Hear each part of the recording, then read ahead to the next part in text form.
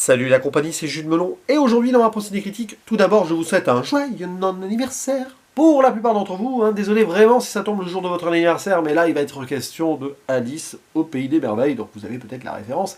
Version animation Disney de 1951, adaptation très libre du roman de Lewis Carroll, plutôt simplifié que libre, mais quand même libre. Et réalisé par un trio, Clyde Geronimi, Wilfred Jackson et Hamilton Luske, qui s'était occupé juste avant de Cendrillon. Le dernier nommé avait fait aussi Pinocchio, donc bon, on était quand même en terrain conquis normalement. Et avec, dans les voix françaises, parce que comme qui dit Disney dit souvenir d'enfance, dit VF. En version 1974 du doublage, c'est celle-ci que j'avais découverte d'ailleurs plus jeune, et ça fait ses 50 ans d'ailleurs, tiens, à ce niveau-là, nous avons quand même des grandes voix. Déjà Roger Carrel, qui interprète le chat de Cheshire, le chat de Chester en version française. Guy Pierrot, qui était la voix de Bugs Bunny, donc là il fait la voix du lapin blanc, logique. Jacques Siron, le chapelier fou. Et Philippe Dumas, Picsou, qui fait la chenille. Paul Emmanuel aussi, la reine de cœur. Bon, voilà des noms. Et Jacques Balutin, qui est dans beaucoup de Disney de ces époques-là. Gérard Hernandez, pareil, et je crois qu'il y a Francis Lax également. Bon, bref, franchement, là, dès que vous entendez ces voix-là, ça vous ramène vraiment loin en arrière. Et petite dédicace à l'amie Félina, qui a une chaîne consacrée au doublage, et qui passe souvent par ici quand je parle de ce genre de film. Je suis sûr qu'elle va être là.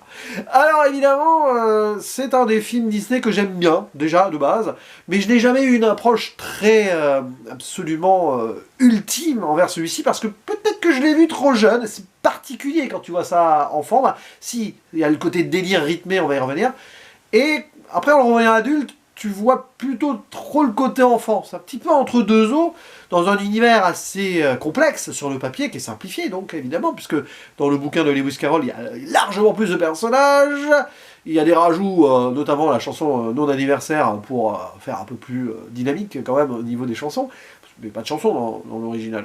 Je sais plus, tiens, dans le bouquin s'il n'y avait pas des chansons quand même, mais bon, quand tu lis le livre, il n'y a pas des chansons.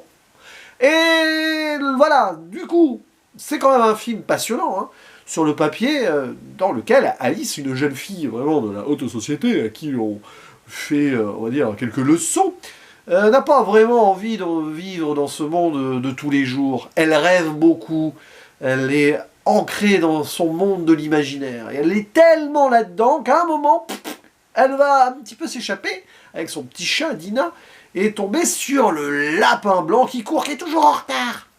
J'ai presque fait la voix de Guy Pierrot, là, ou pas.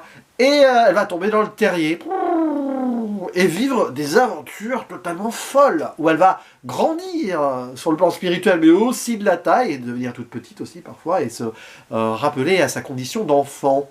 Et elle va rencontrer des personnages très étranges. Sauf que pour ces personnages étranges du film, des fleurs, des animaux qui parlent, voire hybrides par moments aussi, eh bien c'est elle qui est bizarre, c'est elle le monstre, l'humain et le monstre, l'indésirable, et tout. Il y a pas mal de thématiques passionnantes là. Ce n'est pas étonnant que Tim Burton se soit intéressé à l'affaire quelques années après. J'en ai parlé d'ailleurs, de la version live action, que le premier, celui de Tim Burton. Et d'ailleurs, petite parenthèse, si je parle ici de Alice au Pays des Merveilles, c'est que très bientôt va ressortir au cinéma la version de Jan Svankmajer, sortie en 1988 à la base. Alors je sais pas d'ailleurs si c'est pas la première sortie française en salle, mais qui m'intéresse beaucoup, l'occasion de le découvrir, ce film-là, et de revoir les classiques avant. Alors, ce revisionnage a été très positif, c'est vraiment très sympathique, je le disais déjà, mais dynamique toujours dans le rythme.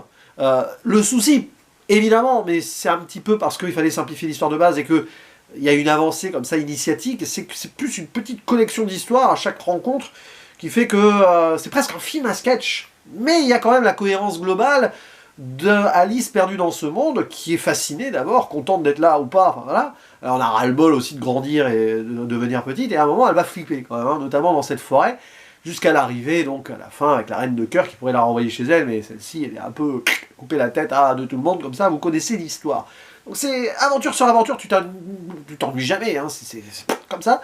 Et ça rappelle que le bouquin de base était peut-être parfois des allégories sur la drogue, on pouvait imaginer cela, dans le film, vous le voyez aussi. À un moment, Alice, elle a quand même le nez dans le sucre, là, dans le thé qu'elle ne boira jamais, avec le chapelier fou et le lapin, l'autre, le lièvre de Mars, pardon. Et à un moment, oui, elle a le nez dedans, et le côté speed du lapin, voilà, les champignons, oui, quand même, quand on y pense. Mais bon, cette lecture-là, elle était plus ou moins dans la version littéraire. Hein.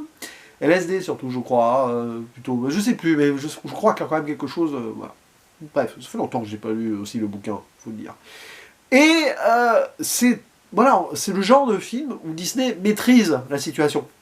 Partant d'un sujet de base qui n'est pas facile à mettre en place en film. D'ailleurs, ils se sont cassés les dents pendant un petit moment au niveau scénario.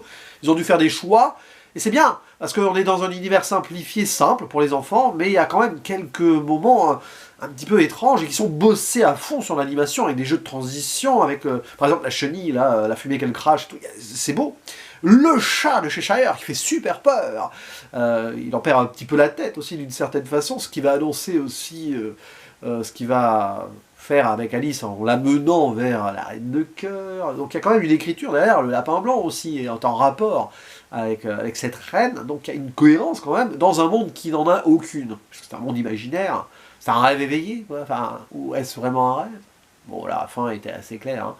Et forcément, là-dessus, ce qui est intéressant, c'est aussi de voir cette fille qui va au-delà des conventions, mais le message quand même global, peut-être un petit peu plus moraliste que dans le bouquin, c'est que, oui, trop de curiosité et trop de rêve et d'imaginaire n'est pas forcément une bonne chose. Après, il faut trouver le bon équilibre aussi. C'est pas pour autant que rester dans les conventions, ce sera mieux. Finalement, la version Tim Burton là-dessus est un petit peu plus aboutie, même si le film en lui-même n'est pas spécialement réussi. Donc oui, toujours à voir ou à revoir Alice au Pays des Merveilles, à tout âge en soi, même si les très jeunes vont peut-être avoir du mal, mais le côté hyper speed, rapide et on s'ennuie jamais va tenir en haleine les plus petits. Tandis que version adulte, ça t'amuse plus qu'autre chose, ça te rappelle des choses, nostalgie, tout ça, avec le chevalier, oui, j'allais dire le chevalier, non, il n'y a pas de chevalier là, il y en a un dans le bouquin, mais il n'y est pas ici, le chapelier, pardon. Oui, c'est des petites chansons, dont la chanson du non-anniversaire, hein, évidemment, qui vont rester en tête. Celle des fleurs aussi est vraiment très sympathique.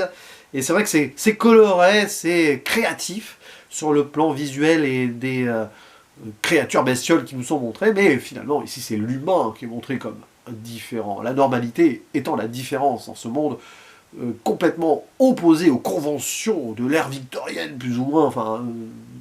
on va dire, très codes sociaux de la haute, que Alice doit subir dès le début, avec sa sœur qui lui fait la morale, enfin, qui lui raconte des trucs. Quoi.